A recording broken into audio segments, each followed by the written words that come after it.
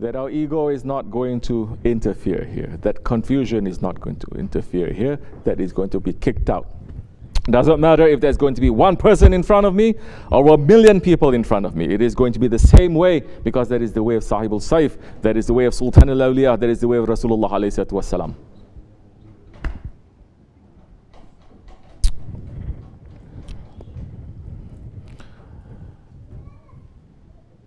So you have a question that when you were growing up, what they said? That if anybody has a bad dream, you're not supposed to speak about it. Well, Bismillah ar-Rahman ar-Rahim. First you have to know what is dream. What are dreams? If you're going to find out from therapists, it's going to tell you what dreams are. If you're going to find out from witchy people, they're going to say what dreams are. You're going to find out from psychologists, they're going to tell you what is dreams. You're going to find out from, who else? Actor, they're going to tell you what a dream is. But you find out from the awliya Allah, the inheritors of the Prophet ﷺ, they're going to tell you what these dreams are. Whether you like it or not, you're always following someone. There's always a teacher. In this case, you say when you're growing up, and they told you. So I'm assuming when you're growing up, you're a kid, they must be elderly people who told you this. First, we have to understand what the dreams are. What is the dreams, especially the dreams of the believers in this Akhir Zaman? What is the Holy Prophet, Habibullah alayhi wasallam, saying about all this? Dreams are very important in the Akhir Zaman for the believers. And true dreams, it is the 1/40th part of prophethood. That the prophets, they have to have dreams, good dreams, divine dreams, or dreams that is going to show them certain things. So the believers, they will have dreams that is going to show them certain things, that is going to be important for them, their surrounding, and this world. There are certain protocols to the dreams. The sunnat is that you say your dreams only in the morning time, only during the daytime, not nighttime. Because the nighttime, it is a time that is given to all those other ones that we cannot see, that is around us always. Those ones who are filled with jealousy because of us. And the dream, it is not something that is confirmed until you speak it. And when you speak it, the person who listens and the person says Amin. The meaning of Amin means the person puts a stamp on it. Agreeing or disagreeing doesn't matter. The person responding to it, then that dream now, instead of being suspended between earth and the heavens, it gets lifted. You tell your dream to someone who has jealousy. It's a good dream. The person, because he has jealousy, he says, no, that's a nonsense dream. That is saying Amin to that. So the dream becoming good, instead of good, it becomes something that is not so good. And it gets lifted as that. So now that you enter into tariqat, we're going to understand a little bit more about how Islam and the sunnah of the Rasulullah ﷺ is going to govern every aspect of our lives as much as we can carry. What is most important that is going to make us grow in these days. Like I said before, we are not going to take an antique religion, a museum piece religion, something that is 1400 years ago, and try to put it here now the same way. No, Islam, it is a living religion. Like I said, the Shaitan, Wahhabis, they hate the Ottomans because the Ottomans made Islam a living religion. A living and relevant and beautiful religion that from every corner people are going to look and they're going to feel attracted, they're going to fall in love with it.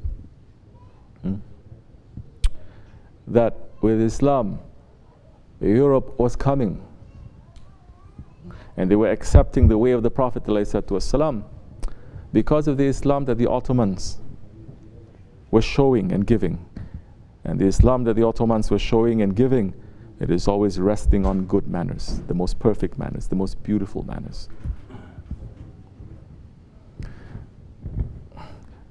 Read what the ambassadors from the West, they write about the Muslims and how they live and how they practice their faith And you're going to say, where are these Muslims today? This is not like the Muslims that are now. Understand? The Muslims back then, they have so much patience, they have so much manners. It is so beautiful that people are attracted and they fall in love with Islam just by looking at the manners of the Muslims.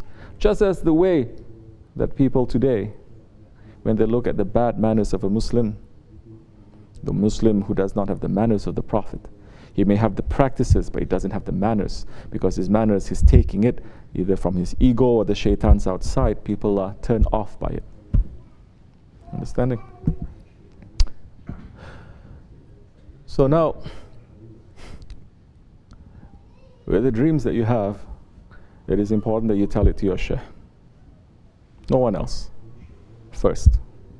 If it is a good dream, he will make it better. He will pray that it becomes better. If it is a not so good dream, he will pray that it will become good. This is the proper manners.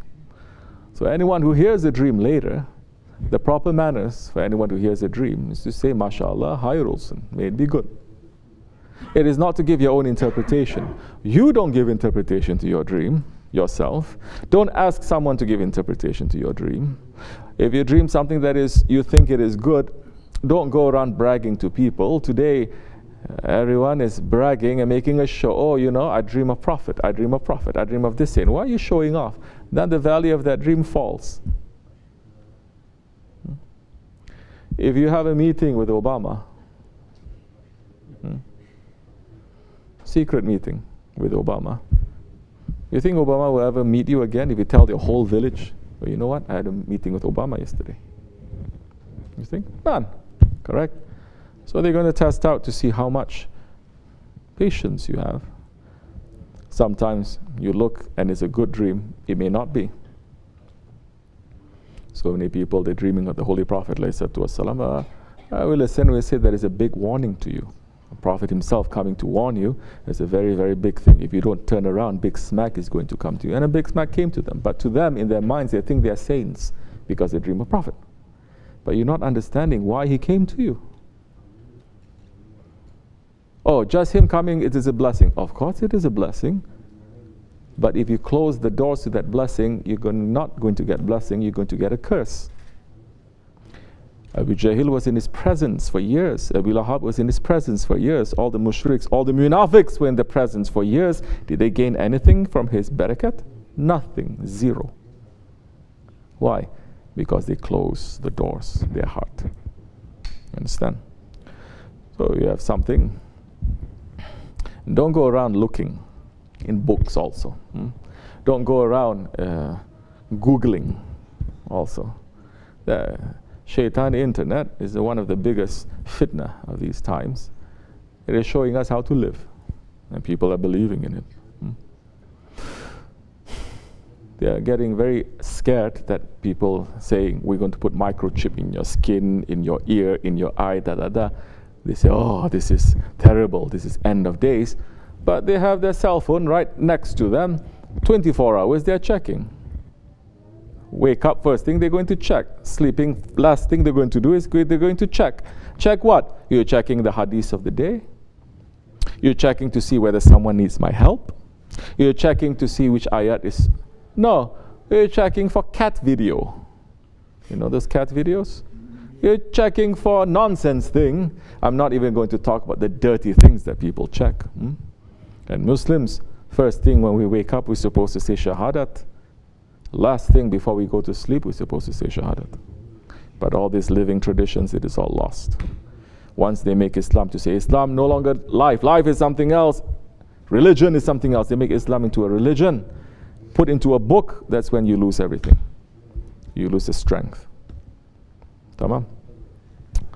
So, this is what we learn from our shaykhs. If you like it, take it. You don't like it, leave it.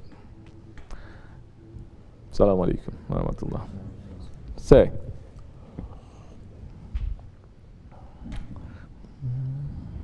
Bismillahirrahmanirrahim. What pulls us in